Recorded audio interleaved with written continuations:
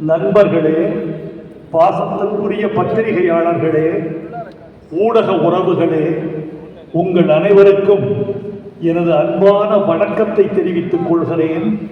வணக்கத்தை தெரிவிப்பதற்கு முன்னால் உங்களுக்கு என் நன்றியை காணிக்கையாக்குகிறேன். நன்றி உரை இறுதியில் தானே நிகழ்த்துவார்கள்.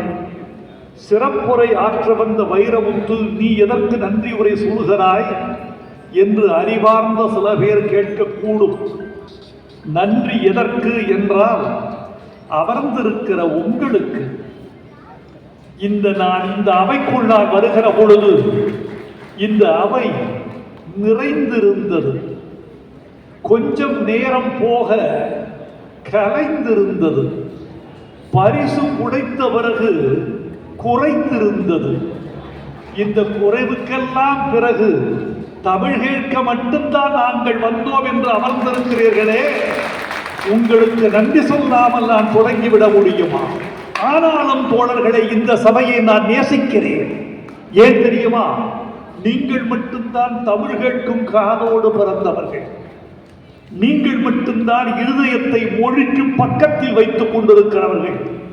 நீங்கள் மட்டும்தான் கை தொலைபேசியை அணைத்துவிட்டு மூளையை திறந்து வைத்திருக்கிறவர்கள். உங்களுக்கு என் நன்றி. தாய்மார்களுக்கு தெரியும். தாய்மார்களே, உங்களுக்கு தெரியும் அல்லவா, நீங்கள் பாலை சுட வைப்பீர்கள். பாலை சுட வைக்கிற போது நீங்கள் தண்ணீரும் கலந்திருக்கும். அந்த பால் கொதிக்க கொதிக்க மேல் மூடி தடுமாறும்.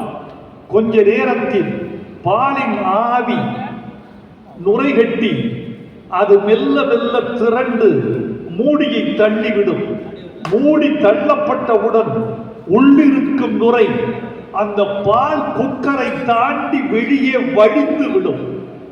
அப்படி வழிந்த பிறகு உள்ளே எட்டி பார்த்தால் அந்த குக்கரில் சுட்ட பால், நன்பால், தின்பால் அது மட்டும்தான் நிறைந்திருக்கும். நுரைகள் வெளியேறிவிட்டன. பால் மட்டும் நீங்கள் இங்கே அமர்ந்திருக்கிறீர்கள். இந்த பால் என்ன பால் என்றால் தமிழ் பால். அறத்துப்பாலும் பொருட்பாலும் காமத்துப்பாலும் கேட்க வந்திருக்கிற தமிழ் பாலாகிய உங்களை நான் வணங்கி வரவேற்கிறேன், வாழ்த்துகிறேன், நன்றி தெரிவித்துக் கொள்கிறேன். டாக்டர் செல்வரங்கம் அவர்களே, உங்கள் மீது எனக்கு அன்பு இருந்தது. உங்கள் மீது எனக்கு ஒரு விசுவாசம் இருந்தது. இந்த சபையில் நீங்கள் இந்த தொடக்க விழாவை நிகழ்த்தி காட்டிய பிறகு உங்கள் மீது இருந்த அன்பு எனக்கு மதிப்பாக உயர்ந்து விட்டது. நீங்கள் பல்லாண்டு வாழ வேண்டும். ஒரு கண் மருத்துவர் கண்ணை தொட்டோ காசை தொட்டோ என்று மட்டும் தன் வாழ்வை முடித்துக் கொண்டிருக்கலாம். அவருக்கு அது போதும். ஆனால் இது மட்டும் எனக்கு போதாது. எனக்கு தமிழ் வேண்டும், எனக்கு தமிழர்கள் வேண்டும், எனக்கு கவிதை வேண்டும், எனக்கு கலை வேண்டும் என்ற வேட்கையோடு ஒரு கண் மருத்துவர் பொது வாழ்க்கைக்கு வந்திருக்கிறாரே, கரவொலி செய்து செல்வரங்கத்தை கொண்டாட வேண்டும் என்று உங்களை நான் கேட்டுக்கொள்கிறேன். எத்தனையோ டாக்டர்கள் இருந்திருக்கிறார்கள். டாக்டர்கள் எப்படி இருக்கிறார்களோ அப்படித்தான் அந்த வீதி இருக்கும். ஒரு வக்கீல் எப்படி இருக்கிறாரோ அப்படித்தான் அந்த தெரு இருக்கும். ஒரு ஆசிரியர் எப்படி இருக்கிறாரோ அப்படித்தான் அந்த ஊர் இருக்கும். டாக்டர் செல்வரங்கம் நேர்மையானவர், திறமையானவர், ஒழுக்கமானவர். அதனால் அவர் மீது எனக்கு காதலும் மதிப்பு வருகிறது. வெற்றி தமிழர் பேரவையின் அடிப்படையே ஒழுக்கமான தமிழர்களை உருவாக்கி காட்டுவதுதான். குடிக்காத தமிழர்களை, புகைக்காத தமிழர்களை, சொல்வாக்கு சுத்தமானவர்களை, நல்லவர்களை, நாணயமானவர்களை, வெற்றி தமிழர்களை, நேர்மையான தமிழர்களை உண்டாக்கி காட்டுவதுதான் வெற்றி தமிழர் பேரவையினுடைய உள்நோக்கம். அப்படி பார்த்தால் தலைவர் எவ்வழி, குடிகள் அவ்வழி என்றாகிவிடும்.